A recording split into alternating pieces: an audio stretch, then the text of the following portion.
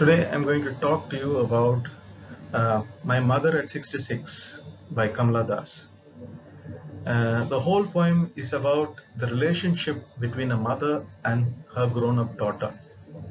This is in the background of a Kerala girl who settled abroad and her mother is left back in her native place.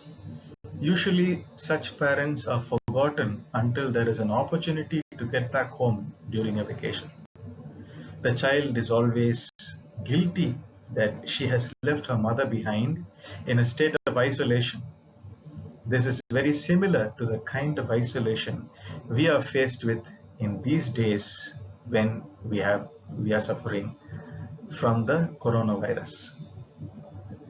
And she visits only once in 5 years, sometimes once in a year, because during those days her lifespan was, Kamala Das lived from 1934 to 2009, so this was probably written about something that happened to her or to other people who were her friends in her youth, somewhere when she was in the peak of her writing or something like that. It must have been somewhere, let's say, written somewhere around the 1970s or 1960s or maybe even earlier. So those days traveling was quite expensive, especially taking a flight was quite expensive, and not many people used to visit India again once they had got jobs or got settled down through marriage in Dubai, for example, or in any of those countries, the Arabian countries. Now, most of Kerala, lots of people in Kerala have got this problem. You find lots of old people in their homes, and those homes are largely empty, maybe once a year or maybe sometimes once in 5 years. Their children's family come back to visit them. What is the state of these uh, uh, mothers, these fathers, or grandparents, is what this poem is all about. This does not mean that the child does not love her mother, but as parents get old, the child becomes aware that the parent is going to die. It could be now, the death could take place now, it could take place in a year or in 3 years. Now, this is a tension in the mind of the child. No one can be sure what's going to happen, and maybe in the corner of her mind she hopes that it will be a good thing if she didn't have to worry like this again, maybe by the death of her parent, or let's say maybe she becomes indifferent, but she's not capable of being indifferent. She is feeling sad and guilty that she is being indifferent, but the situation cannot be helped. This is not the state of just this one person. This is the state of many people who got their parents abroad and in India, and they are settled abroad. Now let's go to about the author. Now, before you go to about the author, we must deal with before you read section. I hope you got the textbook in front of you, and there in the before the reads you read section, which is this thing that you should read first, there's this idea here, which is aging is a natural process, and there is this thought that is brought out. Have you ever thought of what our elderly parents expect from us? Yes, that you have here. What do our elderly parents expect from us? Have you ever thought of it? And probably this poem will help you to get that thought across. Now, about the author. Kamala Das, 1934, born in 1934, died in 2009, was born in Malabar, Kerala. This is also there in your textbook. Please look at your textbook and you'll be able to see that. She is recognized as one of India's foremost poets. Her works are known for their originality. She's unlike Florence, what do you call, Sarojini Naidu, for example, who writes in a very British manner. She's very original. Versatility, not only is she very original, she writes in a variety of styles, and She's also famous for the indigenous flavor which of the soil. There's a version of English which is purely Indian, and Kamala Das is one of these authors who helped that bring that Indian flavor. Another is R.K. Narayanan. Kamala Das has published many novels and stories in English and Malayalam under the name Madhavikutty. Some of her works in English include the novel Alphabet of Lust. Yes, that's the first novel that's being brought out here. It was published in 1977. Then there's another one, a collection of short stories. This collection of short stories is called as Padmavati the Harlot and Other Stories. So that collection of short stories is called as Padmavati the Harlot and Other Stories. Yes, and in addition to so not only has she written these two things, published these two books, the second one in 1992, she has also published 5 books of poetry other than these. Yes, so in that way she is versatile. So that's what versatility talks about. Yes, she's capable of writing in poetry, she's capable of writing in short story format, and she's also able to write novels. Yes, and then now let's see this last and most important sentence. She is a sensitive writer who captures the complex subtlety of human relationships. Now, I always think that this part is quite important. Captures the complex subtleties of human relationships. This is most important. Captures the complex subtleties of human relationships. I would underline that if I were you. Now, how does she capture it? In lyrical idiom. What do you mean by lyrical idiom? Poetry, poetic format. Yes, there is one more specialty of hers. She's a sensitive writer who captures the complex subtleties of human relationships in lyrical idiom. And you know one thing? My Mother at 66 is an example of capturing the complex subtleties of human relationships in lyrical idiom. Here's the actual poem. Now please go to the first line. Driving from my parents' home to Cochin last Friday morning, I saw my mother beside me, doze, open mouth. Now what is the meaning of the word doze? The meaning of the word doze is sleep.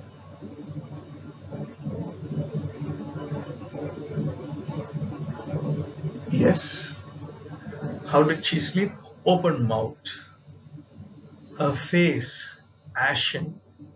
Ashen is the color of ash, where all the redness that is associated with life is taken away.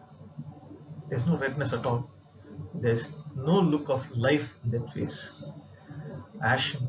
And that is why she compares it to a corpse. Like that, like the face of a corpse. And realized with pain. Now she realized with pain. So when that realization came, when that thought came, what thought we'll see? That realized with pain that she was as old as she looked. What did she realize? She was as old as she looked. She looked old. She was as old as she looked. She looked very old. She was very old. That's the idea here, right? So when that thought came into her mind that she was very old, that thought also comes to her mind that she's going to die. And that thought causes her pain, right? That she was as old as she looked, but put that thought away. She's going to die. I'm going away. It's not the right thing to do. I shouldn't be going away now. So she's feeling guilty, and that gave her pain. So that she doesn't like that feeling of guilty pain that she was getting. So she put that thought away and looked out at young trees sprinting. What did she do? She looked out, put the thought away. How did she put the thought away? She stopped thinking about it. By force of will, she put that thought away and looked out of the car. Out here is out of the car at young trees sprinting. So when she looked out of the car was going fast, and the trees on the highway seemed to be sprinting in the opposite direction. The merry children spilling, she compares the fast movement of the car to the merry children spilling out of their homes when they are out of isolation. During holidays, mothers and fathers try to make sure in those days that the children don't go out of the home during the daytime and only go out during the evening. So when they release the children from their homes, they just burst out of their homes like the trees sprinting. Now that's an important word here. But after the airports what? Security check. So the airport has got a security check for passengers of boarding. She was boarding. After the security check, she gets an opportunity to tell goodbye to her mother. So she comes back and stands a few yards away from her mother, leaning against the barricade, preventing her from going out. I imagine that. Standing a few yards away, I looked at her. So that's the only time that she looked back at her mother. So it was a traumatic experience going back to the airport after the holiday gets over was a traumatic experience because her mother was sitting next to her and she was feeling very guilty that she was going away. I looked at her again. She looked wan, which is almost like as if she has no life, pale, again expressing that lifeless situation, as a late winter's moon, like a late winter's moon, like a winter's moon, when it is quite late. What is late here? The winter is late. He's talking about somewhere around February time when the winter is supposed to have got over, almost over, late winter's moon. So probably around that time, there's a lot of misting or fogging in Cochin area or the area where she is. And she looked as pale as the late winter's moon, really foggy, right? And felt that old, and she looked that way, she looked almost as if she was going to die. And felt that old familiar ache, thought that she's going to die, brought back that old ache. She calls it an ache that she's quite familiar with. It's a pain that she gets every time she looks at her mother. How familiar is it? She says, my childhood's fear. Now, when I try to analyze that, what I think is probably it is a fear that she had from her childhood that her mother is going to die, right? And probably that was because her mother was already quite old by the time she gave birth to this particular child, right? And now she's afraid, and this thought is now getting worse. Yes, and it has been building up right from her childhood. All through her childhood she had been seeing this, and now instead of making that thought go away, what she's doing is she's only making that thought come back again and again. There are things that she can do to stop that thought coming back. Probably she could ask her mother, are you willing to come with me this time? Let's forget all about the house here. Let's go together. Let's stay together. Or maybe I'll stay with a few more years here, so that you don't feel lonely again. But all I said was, instead of saying any of these things, all I said was, I could have said much more, but all I said was, see you soon. Yes? Amma, see you soon, Amma. All I did was, what did she do?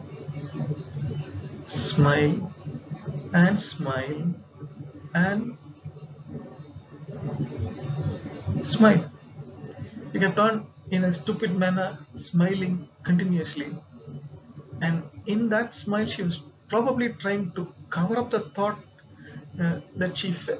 cover up the thought that came to her mind that she's going to die. Probably she's telling herself, don't think like that. Your mother's going to live. Nothing's going to happen to her. Everything's going to be all right. She was telling to herself. And probably she was focusing that also on her mother and making her mother also think the same. Nothing is going to happen between us. We are going to see each other again. That's why she said, see you soon, Amma. That soon, we do not know when it is. And probably she didn't believe it. She feels sad about it. But this is how the poem goes. And look at these three, let's say, one word, two phrases. The first word, you understand what that is? It refers to the word doze, refers to sleep. The second phrase deals with grayish color seen on dead bodies. And that is also something that I have already explained. I think it is pale. The second phrase deals with ashen, grayish, like the color of ash, color seen on dead bodies, ashen. The third phrase deals with